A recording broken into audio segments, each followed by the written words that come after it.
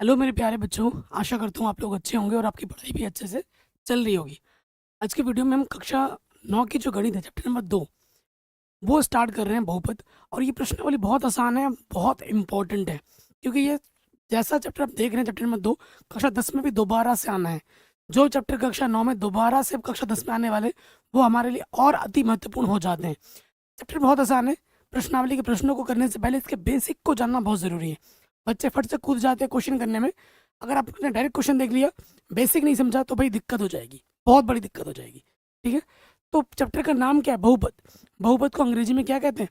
Polynomial. तो सबसे पहले हम बात करेंगे, आपको मुझे बताना ज़रूरी है कि भैया चर क्या होता है, चर क्या होता है और अचर क्या होता है। ठीक है, चर का मतलब अगर मैं लिखूं यहाँ पर शब्दों से X, Y, Z, T, U, V, W, ये सब जो भी मैं लिख रहा हूँ ये हमारे चर हैं। और अचर में क्या हो जाता है? सभी प्रकार की संख्या, इसी प्रकार की संख्या, चाहे वो परिमेय हो या अपरिमेय हो। ठीक है, जैसे मैंने यहाँ लिख दिया 2, ये -3, 1/2, √7, 0.3, ये सभी हमारी क्या है? संख्याएं हैं। हेलो मामी का टाटा कर दो, बाय कर दो सबको। तो गाइस हमारे क्लास के बीच में आ गई है मेरी बेटी वामिका। हेलो वामिका, हेलो करो, सबको हेलो कर दो। हाय, हाय, हेलो कर दो सबको, बाय, बाय बाय करो, बाय बाय करो। अब बेटा पढ़ा रहा हूँ।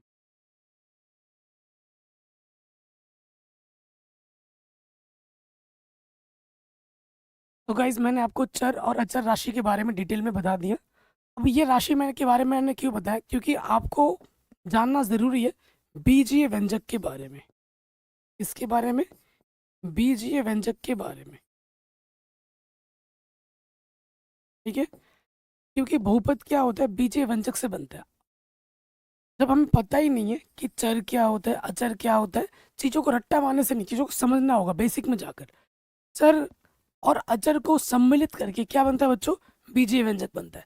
जैसे मैं अगर यहाँ लिख दूँ 3x, यहाँ लिख दिया मैंने x² प्लस का 2 लिख दिया, यहाँ लिख दिया मैंने 3x प्लस 7 लिख दिया, यहाँ लिख दिया मैंने x³ प्लस का 2x प्लस के 7। ये सब हमारे क्या है? बीजीय व्यंजक है।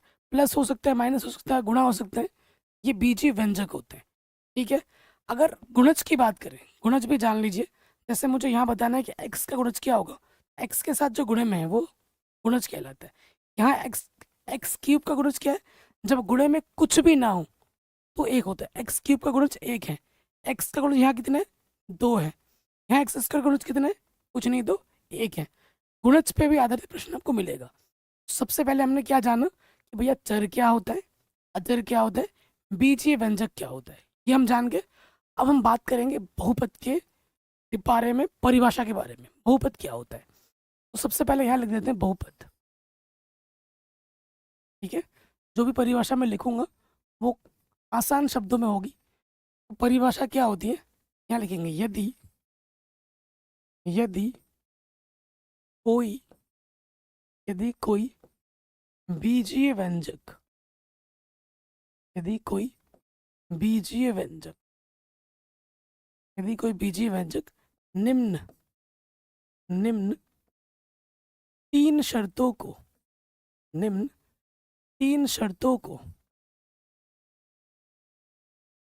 निम्न तीन शर्तों को संतुष्ट करती है, संतुष्ट करती है, तो उसे तो उसे हम बहुपद बहुपद कहेंगे। तो उसे हम बहुपद कहेंगे। ठीक है, अब देखिए बहुपद होने के तीन शर्त कौन कौन से? Number 1, number 2, number 3। ये तीन शर्त कौन कौन से? पहले शर्त पे आ जाओ। पहला शर्त क्या है कि पद सीमित होने चाहिए।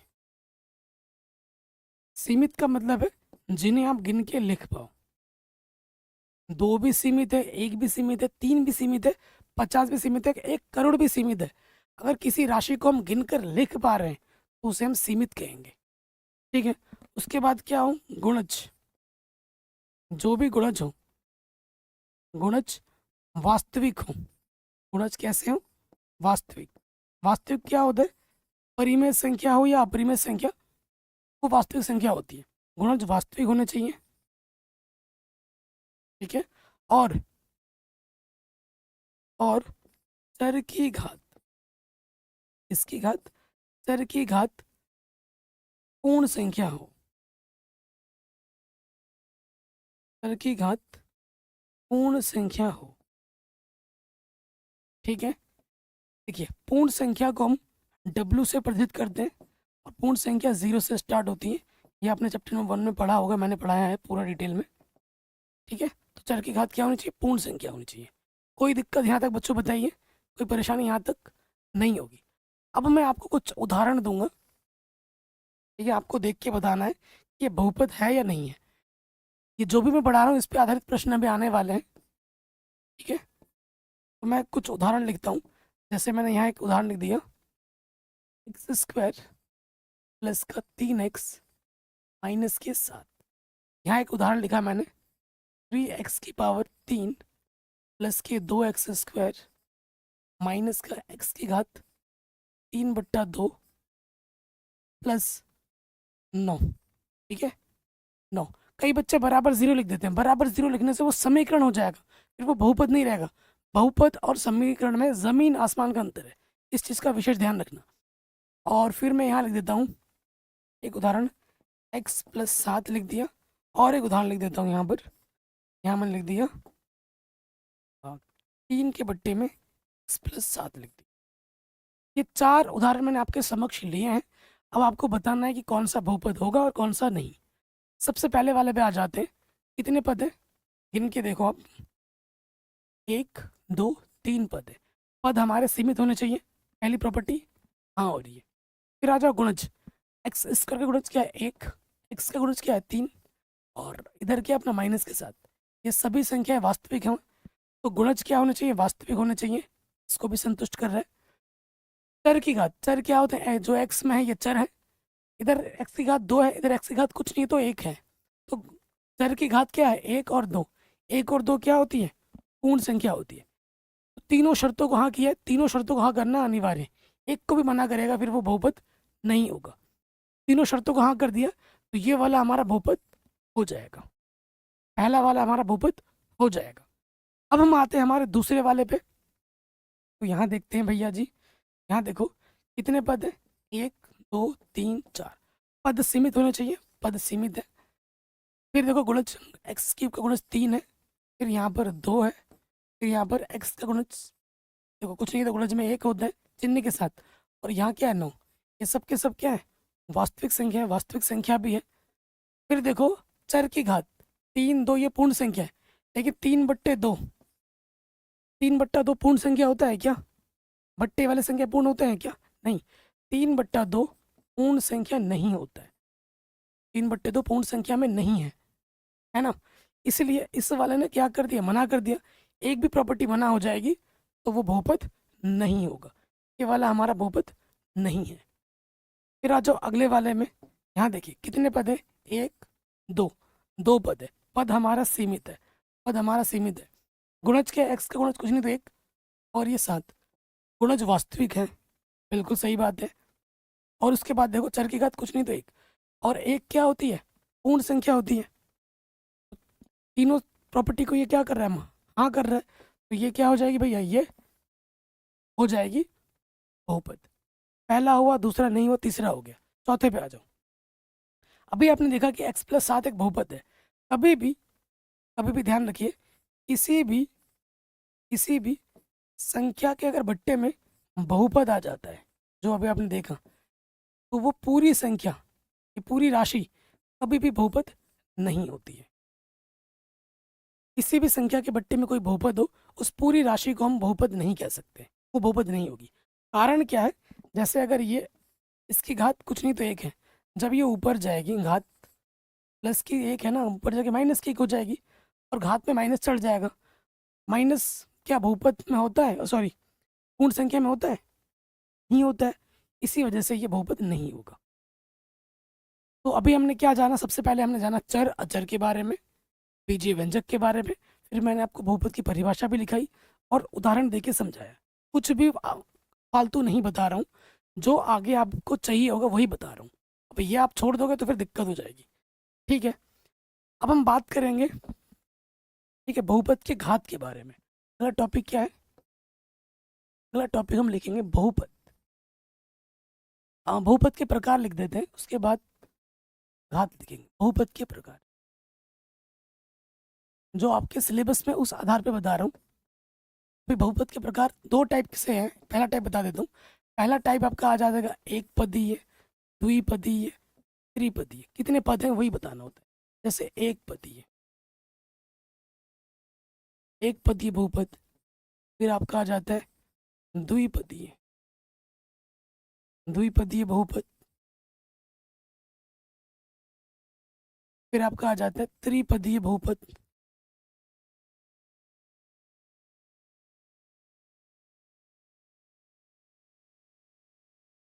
ठीक है, फिर आपका क्या है, त्रिपदीय बहुपद। उदाहरण देके समझाता हूँ, ऐसे तो समझ में आएगा नहीं। उदाहरण देता हूँ, जैसे एक पद में लिख दिया मैंने एक्स, एक एक्स, या 2x लिख दिया, या 3x लिख दिया, या 3x स्क्वायर लिख दिया। ये सब क्या है, एक ही पद है। ठीक है, अगर द्विपद का उदाहरण दे देता हूँ। द्विपद का उदाहरण, जैसे मैंने दो पद होंगे इसमें, x+2 हो गया, -2 हो गया, स्क्वायर प्लस का 7 हो गया। ठीक है, एक्स स्क्वायर या एक्स की घात में 3, कोई भी हो सकता है, +4 हो गया। ये सब क्या है, दो पद है, द्विपदी है, दो दो पद है।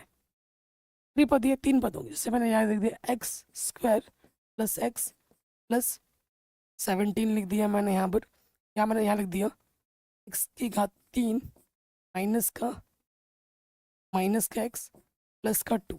ये क्या है, त्रिपदी है। एक पदीय वाले हो गए, द्विपदीय वाले हो गए, त्रिपदीय वाले हो गए। जितने पद होंगे उतने पदीय वाले बहुपद होंगे। अब बहुपद की घातों की बात करेंगे, उसके बाद फिर एक बताऊंगा बहुपद के प्रकार के बारे में। अब हम बात करेंगे बहुपद की घात। बहुपद की घात, ठीक है, इसके बारे में हम बात करते हैं। देखो, घात मतलब क्या होता है, चर के अधिकतम पावर में क्या बैठा है, चर के अधिकतम पावर में क्या बैठा है। किसी भी चीज को रट्टा नहीं मानना है, समझना है, किसी की परिभाषा नहीं आएगी। ठीक है, बहुपद की अधिकतम घात क्या होती है? अगर घात आपका 0 होगा, घात आपका 0 हो सकता है, घात आपका 1 हो सकता है, घात आपका 2 हो सकता है, घात आपका 3 हो सकता है। जो सिलेबस में उस आधार पर हम बात कर रहे हैं। ठीक है, अगर घात 0 होगी तो उसका नाम क्या होता है, 1 होगी तो नाम क्या होगा, घात 2 होगी तो नाम क्या होगा, घात 3 होगी तो नाम क्या होगा। अगर घात 0 होगी, ठीक है, अगर घात 0 है अपनी, तो उसको कहते हैं हम अचर बहुपद। उसको हम क्या कहते हैं, अचर बहुपद। अगर घात 0 है, भी उदाहरण भी दूंगा। अगर घात 1 होगी, उससे हम कहते हैं रैखिक बहुपद। क्या कहते हैं भैया जी, रैखिक बहुपद कहते हैं। ठीक है, अगर घात 2 होगी तो उससे हम द्विघात बहुपद कहते हैं, द्विघात बहुपद। ठीक है, अगर घात 3 होगी उससे हम त्रिघात बहुपद कहेंगे, त्रिघात बहुपद। ठीक है, कोई दिक्कत नहीं होगी। आप बोलोगे भैया उदाहरण दो, मज़ा नहीं आ रहा है ऐसे। उदाहरण दो, अचर बहुपद में जितनी भी संख्या है, कोई भी संख्या हो सिर्फ शून्य को छोड़कर, सभी संख्या को हम अचर बहुपद कहते हैं। उदाहरण मैंने 2 लिख दिया, -3 लिख दिया, 1/2 लिख दिया, √7 लिख दिया, या 0.03 लिख दिया। ये सब क्या है, हमारे अचर बहुपद है। अब आपके मन में आ रहा होगा कि अगर भैया 0 होगा, अगर 0 होगा तो 0 को हम शून्य बहुपद कहते हैं। 0 बहुपद का नाम क्या है, शून्य बहुपद। अच्छा, इसकी घात की बात करेंगे, अगर शून्य बहुपद की घात की बात करें तो शून्य बहुपद की घात परिभाषित नहीं है। ऐसे नहीं बोलेंगे कि नहीं है, क्या बोलोगे, परिभाषित नहीं। ठीक है, दिमाग में रखिए चीज़ों को। रैखिक बहुपद का उदाहरण देता हूँ मैं, जैसे x या एक्स लिख दिया या +2 लिख दिया, ठीक है, 2x लिख दिया, तो ये रैखिक बहुपद है। रैखिक बहुपद क्यों कहते हैं? क्योंकि x की अधिकतम घात क्या है? 1 है। जब घात में 1 होगा तो उससे हम रैखिक बहुपद कहते हैं। जब घात में 2 होगा तो द्विघात बहुपद। जैसे मैंने यहाँ लिख दिया उदाहरण के तौर पर x² + 7 लिख दिया, या 2x² + x प्लस का 10 लिख दिया। ये x की अधिकतम घात कितनी है? 2 है, तो ये द्विघात बहुपद है। अब त्रिघात बहुपद क्या होगा? जैसे मैंने यहाँ लिख दिया x की घात 3 + 7, x की अधिकतम घात कितनी है? 3 है, तो ये त्रिघात बहुपद है। यहाँ मैं लिख देता हूँ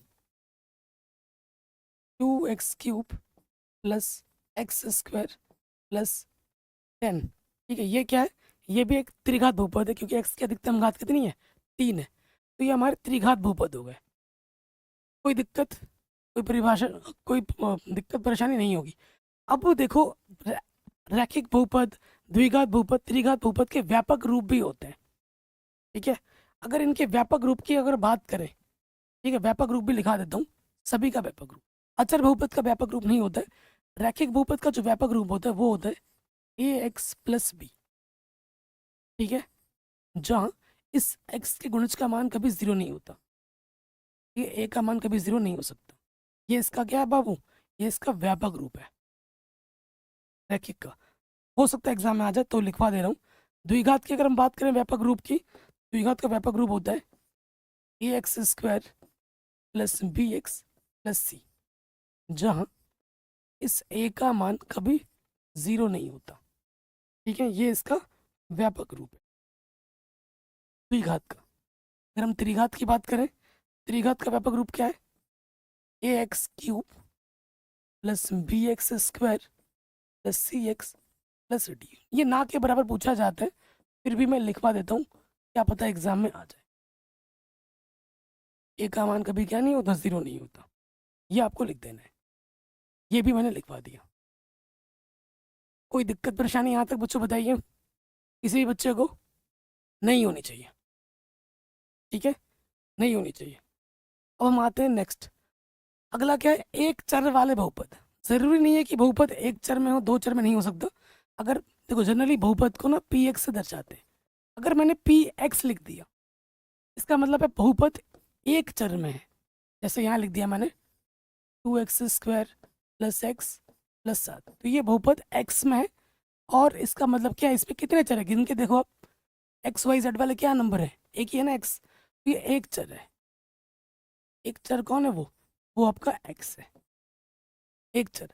अगर मैंने ये बहुपद लिख दिया, जैसे ये 2x² + y + 3, ये भी एक बहुपद है, लेकिन इसमें कितने चर हैं? इसमें कितने चर है बच्चों? दो चर हैं। कौन कौन से? x और y। x y में है, तो ये दो चर हैं। समझ गए? एक चर वाले बहुपद को इस तरीके से लिखा जाता है, दो चर वाले बहुपद को हम ऐसे नहीं लिख सकते। और आपके सिलेबस में एक चर वाला ही है, कक्षा 9 में भी और कक्षा 10 में भी दो चर वाला नहीं आता है। कॉन्सेप्ट समझ लीजिए। अभी मैंने प्रश्नावली शुरू भी नहीं किया, 18 मिनट हो गया है, और 18 मिनट में मैंने आपको सिर्फ बेसिक समझाया है। और बच्चे यही चीज़ स्किप कर देते हैं, ठीक है, यही चीज़ स्किप करते हैं कि स्कूलों में भी जो टीचर आता है वो भी ये सब नहीं पढ़ाता, सीधा प्रश्नावली स्टार्ट कर देता है। तो हम ऐसे टीचर नहीं है, हम आपको हर एक चीज़ डिटेल में समझाएंगे, बेसिक में समझाएंगे। जब बेस मजबूत होगा, जब जड़ हमारी अच्छी होगी, तो पेड़ कितना ही बड़ा हो वो कभी गिरेगा नहीं, ठीक है। सवाल कितना ही भारी हो आप आराम से कर लोगे, कहने का मतलब ये है। अब हम आते हैं उदाहरण पे। कह रहे हैं नीचे दिए गए प्रत्येक बहुपद की घात क्या है, ये आपको बतानी है। देखिए, सबकी घात बताएंगे। पहले वाले की घात बतानी है, दूसरे वाले की भी बतानी है, और तीसरे वाले की भी बतानी है, ठीक है। सो पहले वाले पे आ जाओ। चर की अधिकतम पावर देखो, उसे घात कहते हैं। घात क्या होता है? चर की अधिकतम घात। चर की अधिकतम घात क्या है? 5 है, 4 भी है, लेकिन हमसे सबसे बड़े वाले को वरीयता मिलेगी। तो इस वाले का आंसर क्या हो जाएगा? पहले वाले का 5 हो जाएगा। फिर आ जाओ सेकंड वाले में, वाई में दे रखा है, तो वाई की अधिकतम पावर में क्या है? 8 है। दूसरे वाले का घात क्या हो जाएगा? 8 हो जाएगा। तीसरे वाले पे आ जाओ, तीसरे वाले पे आ जाओ। देखो, यहाँ से एक संख्या लिखी हुई है, जब सिर्फ संख्या हो तो उसकी अधिकतम घात, उसकी घात कितनी होती है? 0 होती है। उसकी घात क्या होती है बाबू? 0 होती है। कोई दिक्कत परेशानी नहीं होगी। एक नोट लीजिए, नोट लिख लीजिए। नोट क्या है बाबू? प्यारे बच्चों, किसी किसी बच्चों को ना मैं जब बाबू बोलता हूँ तो उसको बुरा लगता है। बाबू किसे बोलते हैं? प्यार से बोलते हैं अपनों को, जो दिल के करीब होते हैं, है ना? आप लोग मेरे दिल के करीब हो, तो इसीलिए कभी कभी मुझे मुंह से निकल जाता है बाबू, बुरा मत मानो, ठीक है? अब देखो नोट क्या है, इसकी आवश्यकता आपको अगले वाले प्रश्नावली में पड़ेगी। जितने घात होंगे, जितने घात उतने ही शून्य को होते हैं। जितने घात होते हैं ना, उतने ही क्या होते हैं प्यारे बच्चों? शून्य को होते हैं। इसकी आपको जरूरत पड़ेगी अगले वाले प्रश्नावली में, तो फिलहाल लिख लो, दिमाग में रह जाएगा। अधिकतम जितनी घात होगी, द्विघात है 2 शून्य को होगी, 3 घात है 3 शून्य को होगी, 4 4 घात है 4 शून्य को होगी, 5 घात है 5 शून्य को होगी। जितने घात उतने शून्य अधिकतम। अपने दिमाग में इस बात को बिठा लीजिए, ठीक है? आगे बढ़ते हैं। अब हम आते हैं प्रश्नावली में, बहुत ही आसान है। मेरे प्रश्नावली 2.1 में आ जाओ। निम्नलिखित व्यंजकों में कौन एक चर में बहुपद है, कौन नहीं है? कारण के साथ अपने उत्तर को दीजिए, ठीक है? कारण के साथ अपने उत्तर को देना है। कौन एक चर में है, कौन एक चर में नहीं है? सबसे पहले वाले में आ जाओ। पहला वाला क्या अपने पास? 4x² -3x + 7। तो देखो यहाँ चर कितना है? चर तो हमारा x ही है, तो ये एक चर में है, ठीक है? अब बहुपद है या नहीं है वो चेक कर लेते हैं, देखेंगे। क्योंकि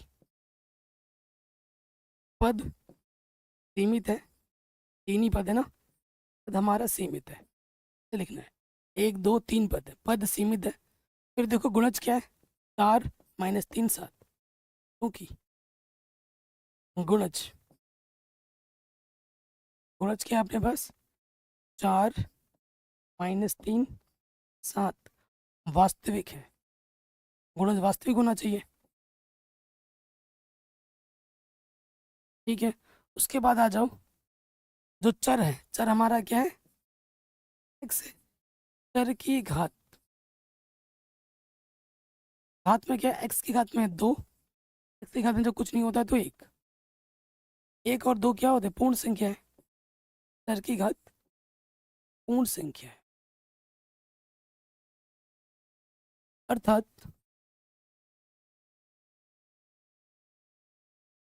यह एक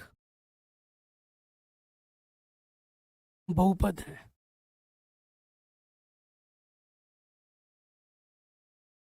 यह एक बहुपद है, और इसमें एक ही चर है, एक चर में बहुपद है, एक चर में बहुपद।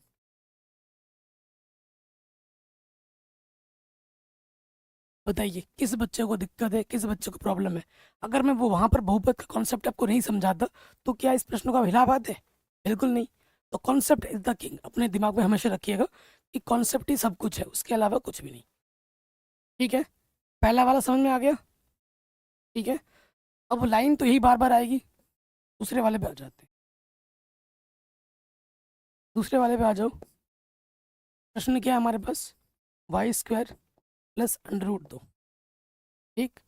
y² + √2 कितने पद है? एक दो पद है, पद सीमित है, पद सीमित है, ठीक है? गुणज पे आ जाते हैं। देखो गुणज पे आ जाओ। गुणज क्या है? y² गुणज कुछ नहीं तो 1, और ये क्या है? √2।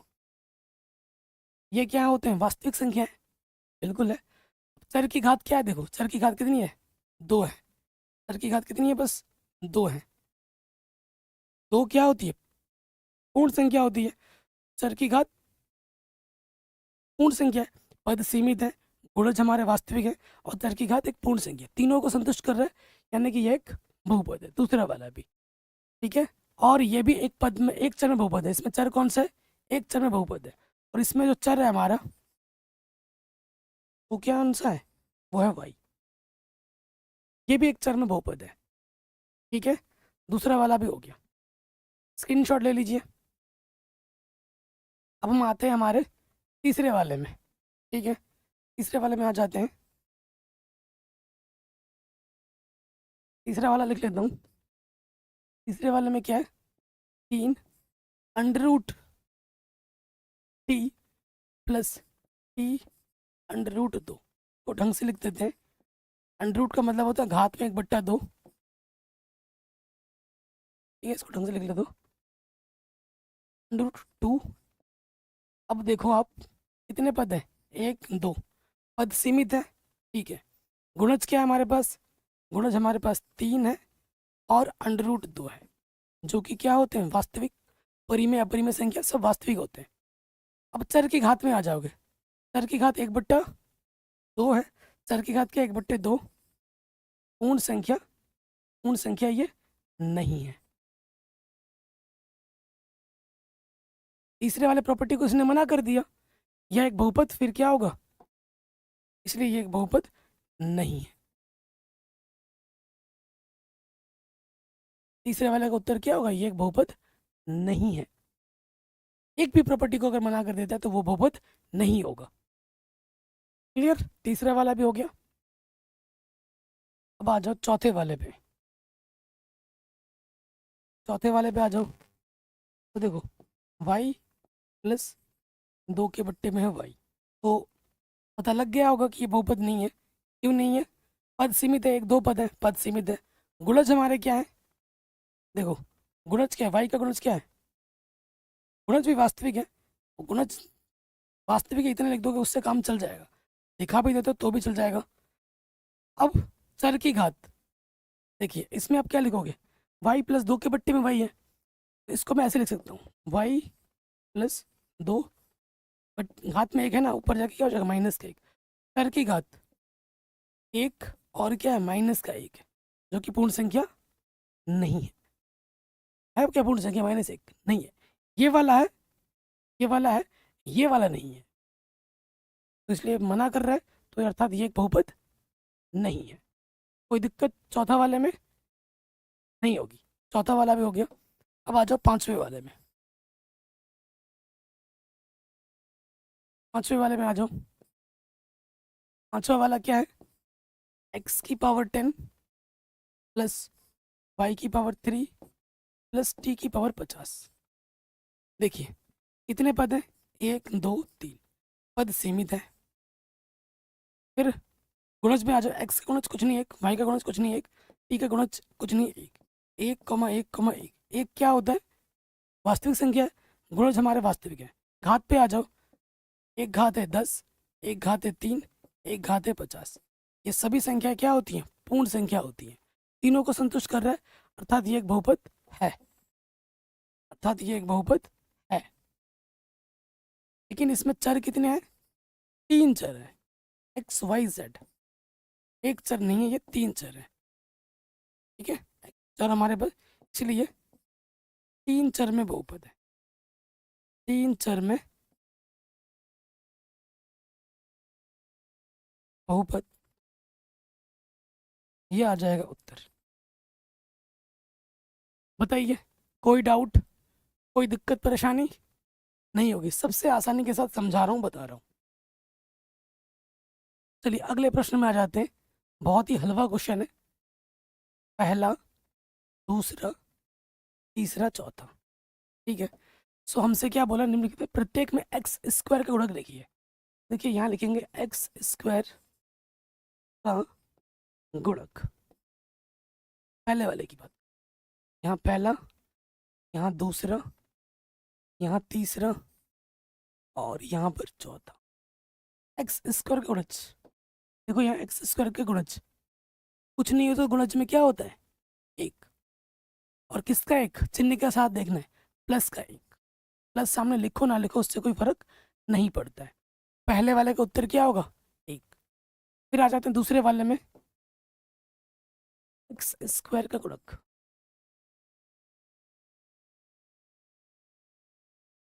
क्या है यहाँ पर, कुछ नहीं तो गुणज में 1 होता है, लेकिन आपके यहाँ पर क्या है, चिन्ह भी है माइनस, इस वाले में क्या है, -1। ठीक है, फिर आ जाओ तीसरे वाले में, एक्स स्क्वायर का गुणज, क्या है गुणे में उसके साथ, पाई बट्टा 2। स्क्वायर के साथ गुणे में क्या है, पाई बट्टा 2, चिन्ह है प्लस का। फिर आ जाओ हमसे, यहाँ देखो एक्स स्क्वायर का गुणज पूछा चौथे वाले में, क्या इसमें एक्स स्क्वायर है, नहीं है। तो जब है ही नहीं तो मैं कहाँ से लेके आऊँ, जब है नहीं तो जीरो। एक्स स्क्वायर का गुणज क्या है, जीरो है ही नहीं भैया उसमें। आराम से हो गया, हलवा क्वेश्चन था। आगे बढ़ते हैं।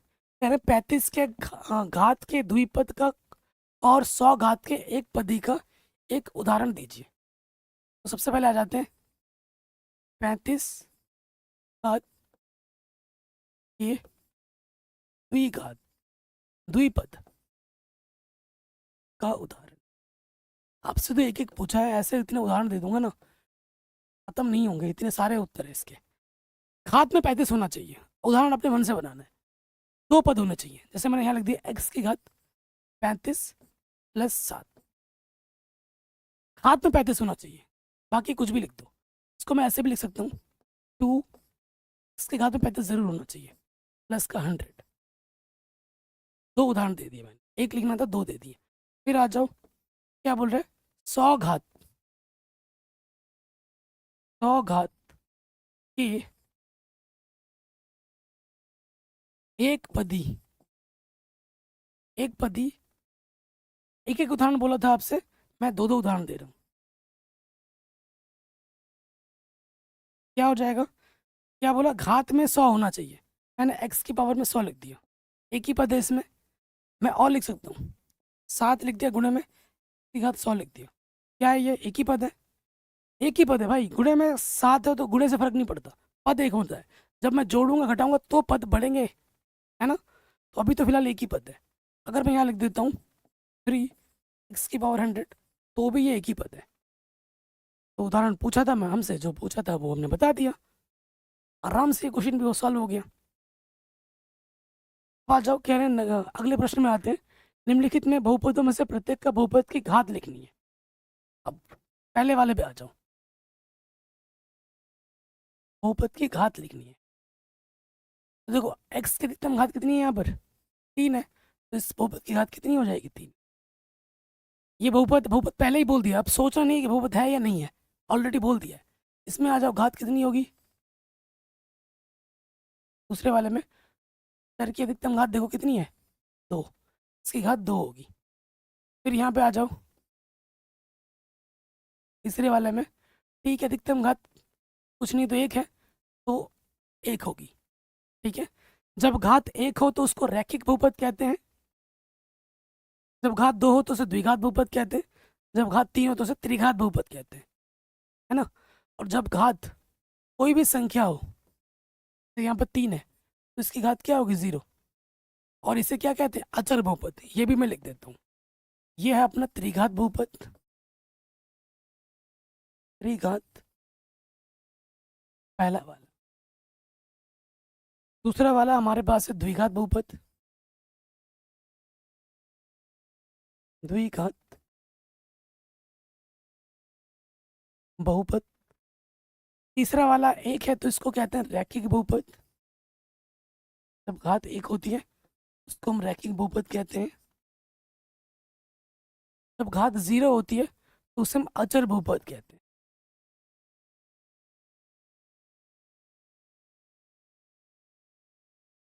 कोई दिक्कत बच्चों बताइए, नहीं होगी, है ना, आराम से समझ में आ गया होगा। हाँ, कह रहे हैं बताइए कि निम्नलिखित बहुपदों में कौन बहुपद रैखिक है, कौन द्विघाती है, कौन कौन त्रिघाती है। वही जो मैंने अभी आपको बताया, एक करके बताना है। तो लिखते हैं, बहुपद इसने पहले ही बोल दिया, बहुपद इसने पहले ही बोल दिया, अब आपको बस लिखना है।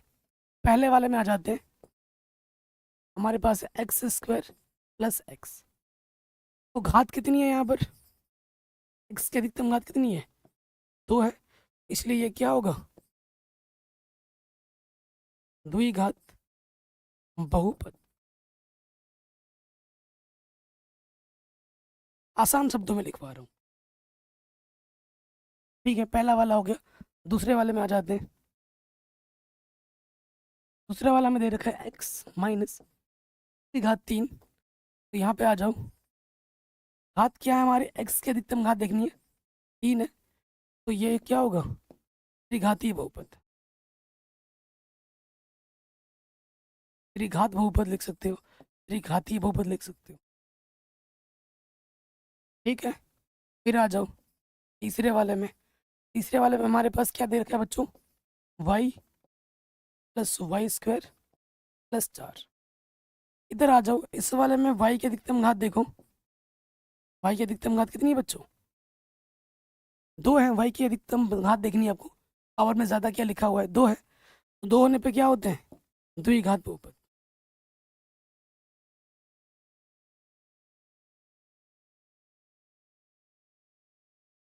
ठीक है, द्विघात बहुपद है।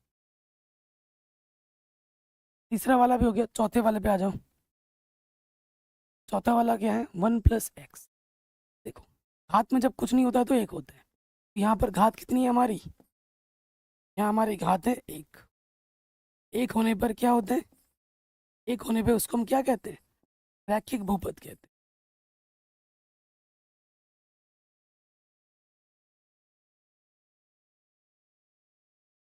ठीक है, ये रैखिक बहुपद होगा। पांचवे पे आ जाओ। पांचवा हमारे पास क्या है, 3t। घात में कुछ नहीं तो एक, घात में कुछ नहीं तो एक। घात कितनी है हमारे पास, घात एक है, और घात जब एक होती है उसे हम क्या कहते हैं, रैखिक बहुपद।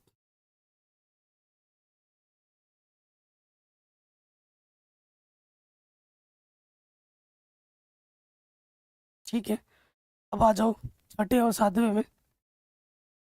छठा है अपना आर स्क्वायर, और सातवां अपने पास है 7x की पावर 3। घात में आ जाओ, घात कितनी है आर की पावर में, 2 है, तो ये क्या होगा, द्विघात बहुपद।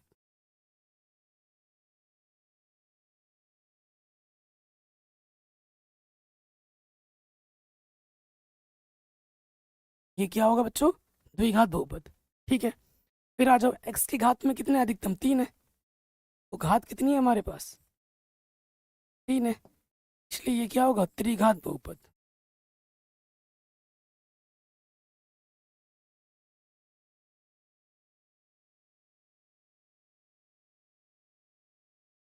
बच्चों बताइए, किसी का कोई डाउट, कोई दिक्कत दुविधा परेशानी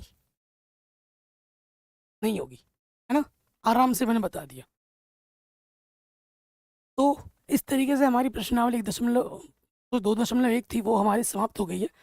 अगले वीडियो में हम ये प्रश्नावली करेंगे। इसके लिए आपको क्या करना होगा, वीडियो को लाइक करना होगा, वीडियो को शेयर करना होगा, ठीक है, और डिस्क्रिप्शन चेक करना होगा, मैंने पूरी गणित पहले ही बढ़ा रखी हुई है, आप डिस्क्रिप्शन में जाके देख सकते हैं। चैनल पे अगर आप हमारे नए हैं तो आपको क्या करना है, सब्सक्राइब करना है, जो कि बिल्कुल फ्री ऑफ कॉस्ट है। ठीक है, सब्सक्राइब करने के बाद नोटिफिकेशन बेल पे ज़रूर प्रेस कर देना है,